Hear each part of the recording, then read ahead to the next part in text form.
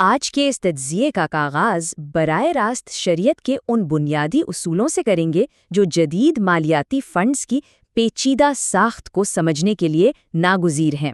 ہم سیدھا ان اہم نکات پر بات کریں گے جو ان فنڈز کی اصل حقیقت کو واضح کرتے ہیں۔ آج کی گفتگو کا خاکہ کچھ یوں ہے۔ سب سے پہلے قرض کی فروخت یعنی بیع دین کے اصول، پھر مکسڈ فنڈز کی ساخت، اس کے بعد کیپٹل پروٹیکٹڈ فنڈز اور آخر میں ایک مختصر خلاصہ۔ تو مالیاتی تبادلے کے ان بنیادی قواعد سے شروعات کرتے ہیں۔ پہلا حصہ ہے قرض کی فروخت، جسے عربی میں بیع الدین کہا جاتا ہے۔ آئیے دیکھتے ہیں کہ اسلامک فائنانس میں اس کا بنیادی اصول کیا ہے۔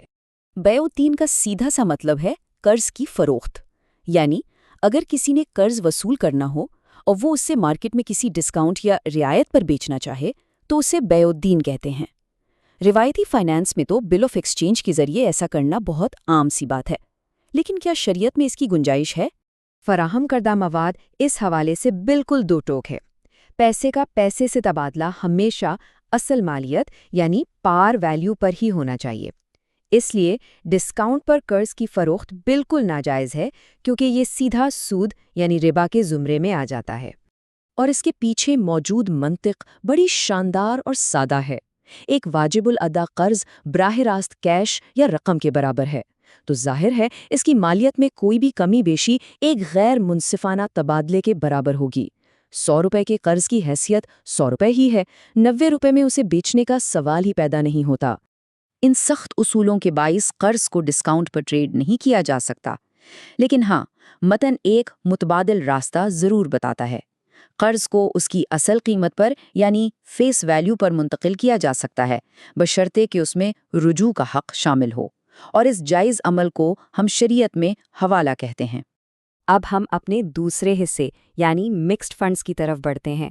دیکھتے ہیں کہ ٹھوس اثاثوں اور کیش کے آپس میں ملاپ سے کیا نیا طریقہ کار بنتا ہے۔ ہوتا کچھ یوں ہے کہ ایک مکسڈ اسلامک فنڈ میں سرمایہ کاری کی رقم کو مختلف جگہوں پر پول کیا جاتا ہے، جیسے کہ شیئرز، لیزنگ اور کموڈیٹیز وغیرہ۔ مگر یہاں جو چیز سب سے اہم ہے وہ ان اثاثوں کا آپس کا تناسب ہے۔ یہی تناسب فیصلہ کرے گا کہ اس فنڈ کے یونٹس کو سیکنڈری مارکیٹ میں خریدا یا بیچا جا سکتا ہے یا نہیں۔ اب ذرا اس شرط پر غور کریں۔ کسی بھی فنڈ کے یونٹس کی خرید و فروخت جائز ہونے کے لیے یہ انتہائی لازمی ہے کہ اس میں ٹھوس اور غیر مائع اثاثے ہر حال میں 51% یعنی 51% سے زیادہ ہوں۔ یہ ایک لکیر ہے جو کھینچ دی گئی ہے۔ تو فیصلہ کن بات یہ ہوئی کہ اگر مائع اثاثے یعنی کیش اور قرضوں کی شرح اس 50% کی حد کو پار کر لے تو اب یہ یونٹس محض کیش کی نمائندگی کر رہے ہیں، اور کیش کی ٹریڈنگ تو ہم جانتے ہیں کہ صرف برابری کی سطح پر ہو سکتی ہے۔ ایسے میں فنڈ کو لازماً ایک کلوزڈ اینڈ فنڈ بنانا پڑتا ہے۔ یہ 50% کا ہنسا بہت اہم ہے۔ معاصر علماء کی اکثریت نے یہ حد خاص طور پر اس لیے مقرر کی ہے تاکہ مائع رقم اور قرض کی اسی ناجائز تجارت سے بچا جا سکے جس کا ذکر ہم نے بیع الدین میں کیا تھا۔ ویسے یہاں ایک اور دلچسپ نکتہ بھی ہے۔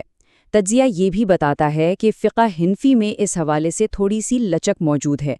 ان کی رائے میں اگر غیر مائع حصہ بالکل ہی معمولی یا نہ ہونے کے برابر نہ ہو تو بھی تجارت ہو سکتی ہے، لیکن پریکٹیکل مارکیٹ میں اکثریتی اتفاق رائے اسی 51% ٹھوس اثاثوں کے اصول پر ہی رائج ہے۔ خیر، یہاں سے ایک بہت ہی زبردست سوال جنم لیتا ہے، خاص طور پر جب ہم جدید دور کی طرف دیکھتے ہیں۔ کیا واقعی کسی بھی سرمایہ کاری کی مکمل یعنی 100% گارنٹی دی جا سکتی ہے؟ اور یہی سوال ہمیں ہمارے تیسرے حصے یعنی کیپٹل پروٹیکٹڈ فنڈز کی طرف لے جاتا ہے، جہاں یہ دیکھا جائے گا کہ جدید مارکیٹ میں سرمائے کے تحفظ کی مانگ کو شریعت کی حدود میں کیسے پورا کیا جاتا ہے۔ سرمائے کو محفوظ رکھنے کے لیے مواد ایک بہت ہی سمارٹ ڈھانچہ پیش کرتا ہے۔ کیا جاتا ہے کہ سرمایہ کا 95% یعنی 95% حصہ انتہائی محفوظ اور کم خطرے والے لین دین جیسے مرابحہ میں لگا دیا جاتا ہے، اور جو باقی 5% بچتا ہے اسے ہائی رسک اور زیادہ منافع والے شیئرز کے لیے رکھ لیا جاتا ہے۔ اس کی ریاضی بڑی دلچسپ ہے۔ اس 95% حصے کا حساب کتاب اتنی باریکی سے لگایا جاتا ہے کہ اس سے آنے والا متوقع منافع فنڈ کو واپس اس کے 100% تک لے آئے، مطلب آپ کی اصل رقم پوری ہو گئی۔ اور وہ جو باقی 5% تھا وہ زبردست منافع کمانے کا چانس دیتا ہے۔ یہ رسک اور سیفٹی کا ایک کمال کا بیلنس ہے۔ لیکن ٹھہریے، ذرائع یہاں ایک انتہائی اہم فقہی اصول یاد دلاتے ہیں۔ سرمایہ کے تحفظ کی مکمل اور قطعی گارنٹی دے دینا شریعت کے بنیادی احکامات کے عین مطابق نہیں ہے۔ یہ ایک بہت بڑی حد ہے۔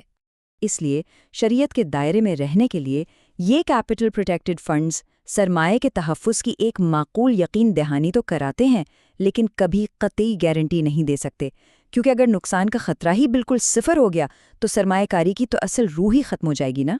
چوتھا اور آخری حصہ، خلاصہ اور حتمی خیالات۔ آئیے اب تک کی ساری گفتگو کو سمیٹتے ہیں کہ یہ اصول کس طرح اپلائی ہوتے ہیں۔ ڈسکاؤنٹ پر قرض بیچنے کی سختی سے ممانعت، مکسڈ فنڈز میں 51% ٹھوس اثاثوں کی لازمی شرط، اور کیپٹل پروٹیکٹڈ فنڈز میں اثاثوں کی 95 اور 5 کی وہ محتاط تقسیم۔ اگر غور کریں تو یہ ساری منطق آپس میں جڑی ہوئی اور انتہائی منظم ہے۔ یہ بتاتی ہے کہ ہر اصول کی ایک ٹھوس وجہ موجود ہے۔ اس سارے تجزیے سے ان اصولوں کی جو موافقت سامنے آتی ہے وہ کمال ہے۔ سوچنے کی بات یہ ہے کہ مالیاتی دنیا تو تیزی سے بدل رہی ہے، تو کیا مستقبل کی نئی مالیاتی اختراعات، جدید مارکیٹ کی تیز رفتار ڈیمانڈز اور ان قدیم جامع اور شفاف اخلاقی اصولوں کے درمیان یوں ہی کامیابی سے توازن برقرار رکھ پائیں گی؟ یہ یقیناً ایک ایسا سوال ہے جو مزید غور و فکر کی دعوت دیتا ہے۔